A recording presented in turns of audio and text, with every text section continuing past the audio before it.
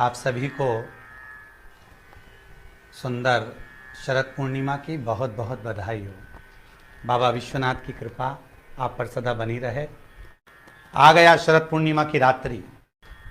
बड़े से बड़ी बीमारियां, बड़े से बड़े रोग, बड़े से बड़े बड़े कष्ट इस शरद पूर्णिमा की रात्रि को छूट जाते हैं। दमे की बीमारी, श्वास की बीमारी, अनिद्रा की बीमारी, रात्रि को जगना, ये सारी बीमारियां शरद पूर्णिमा की रात्रि को अगर व्यक्ति अपने जीवन को सुखमय बनाए, अपने जीवन को आनंदमय बनाए तो सब छूट सकते हैं। शरद पूर्णिमा की रात्रि को पीपल के पत्ते 5 लेकर उसके ऊपर खीर डालकर रात्रि को खा लेने से महाराज दमे की बीमारी, श्वास की बीमारी रुक जाती है। वो बीमारी बढ़ती नहीं है, उससे कष्ट नहीं होता। जिन बच्चों के नेत्र हैं, रोशनी कमजोर होती है, शरद पूर्णिमा के दिन रात्रि को 12 बजे भगवान चंद्रदेव का दर्शन कराइए। 5 से 7 मिनट तक नयन मिलाएं चंद्रदेव के साथ और बाद में एक पीपल के पत्ते पर खीर जो चंद्र के नीचे रखी हुई है उसी खीर को चटा दीजिए। फिर चंद्र का दर्शन कराओ, फिर खीर को चटा दीजिए। महाराज नयन की ज्योति बढ़ती है, नींद नहीं आती तो निंद्रा देवी प्रवेश करती है, निंद्रा अच्छी आती है, आनंदित होता है। महाराज जिस व्यक्ति के शरीर में गांठ पड़ जाती हो, शरीर काला पड़ जाता हो, चट्टे पड़ जाते हो या दांत खाज खुजली हो जाता हो, उसके लिए भी शरद पूर्णिमा की रात्रि को 12 बजे महाराज भगवान चंद्रदेव के लिए 21 दिए जलाए जाते हैं। उस 21 दिए की कालोच एक थाली में इकट्ठी करी जाती है। कालोच को इकट्ठी कर कर शरीर में गाय के घी के साथ में जहां जहां जगह पर चट्टे हैं, गांठ है, वहां लगाया जाता है। उसको 5 या 7 दिन लगाइए। उसके बाद में रोज प्रतिदिन लगाने के आधे घंटे बाद स्नान कर लीजिए, आराम लगना प्रारंभ हो जाता है। महाराज आज शरद पूर्णिमा की रात्रि से लेकर कार्तिक पूर्णिमा की रात्रि के बीच में जो दामोदर भगवान का, कृष्ण का, शिव का मंगल आनंद करेगा, अभिषेक करेगा, पूजन करेगा, स्मरण करेगा, उसके सारे दुख दरिद्र दूर हो जाएंगे। रात्रि को आप बड़े प्रेम से खीर बनाओ, चंद्रदेव की साक्षी में रखो, भोग लगाओ भगवान श्री हरि को। बन सके अगर लक्ष्मी की कमी है, लक्ष्मी नहीं आ रही है, व्यापार नहीं चल रहा है, तकलीफ बहुत ज्यादा है, घर में कष्ट है, कर्जा ज्यादा है, तो एक तांबे के कलश के ऊपर, तांबे के कलश में पानी भरना, कटोरी रखना, उस पर लक्ष्मी जी की मूर्ति रखना। लक्ष्मी जी की मूर्ति नहीं हो तो चांदी का सिक्का रखना।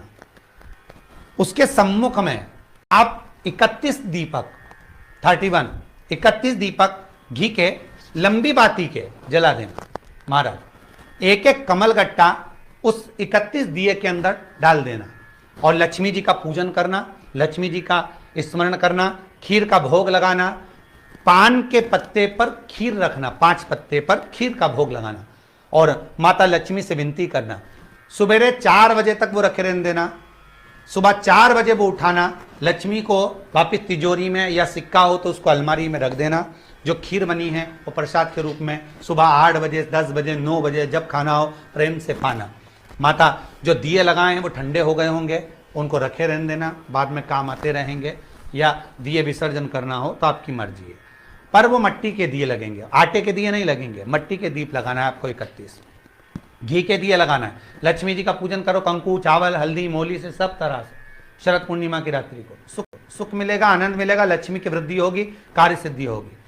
दूसरा क्रम, अगर कार्तिक पूर्णिमा हो, शरद पूर्णिमा हो, ये दोनों पूर्णिमा पर, शरद पूर्णिमा के दिन आप शाम को प्रदोष काल के समय 4:30 बजे से 6 बजे के बीच में 1 लोटा पानी, उसमें 5 बेलपत्र रखकर, 1 कमलगट्टा डालकर भगवान चंद्रेश्वर महादेव के नाम से भगवान शंकर को चढ़ा दीजिए।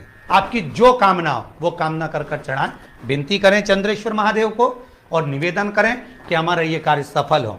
केवल शरद पूर्णिमा के दिन चढ़ाइए, कार्तिक पूर्णिमा तक क्या फल मिलता है हमको जरूर बताइए। भी शरद पूर्णिमा की रात्रि को और कार्तिक पूर्णिमा की रात्रि को गर्भवती नारी अपनी नाभि पर यदि चंद्र की दृष्टि पड़वा लेती है तो बच्चा विकलांग पैदा नहीं होता है। गर्भ से जो बालक होगा श्रेष्ठ होगा, विद्वान होगा, चतुर होगा। कथा होने जा रही है। जो ब्रज के नजदीक में रहते हैं वो बड़े भाव से सुनने के लिए अवश्य पधारें। जो उसके नजदीक में रह रहे हैं, जिनको ब्रज रज में बैठकर सर्वेश्वर भगवान कृष्ण की रज में महेश्वर भगवान शंकर की कथा जिनको सुनना है वो सुनेंगे। कार्तिक के महीने में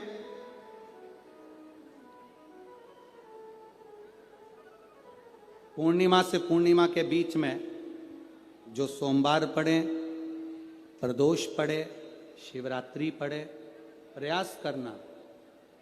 अगर बहुत कष्ट की जिंदगी चल रही हो तो शिवरात्रि, प्रदोष और जितने सोमवार पड़ रहे हो कार्तिक में 4-5 जो सोमवार पड़े उसमें एक बेलपत्र अशोक सुंदरी वाली जगह पर और शमी पत्र देवाधिदेव महादेव के ऊपर, ये 2 जगह पर अवश्य चढ़ा।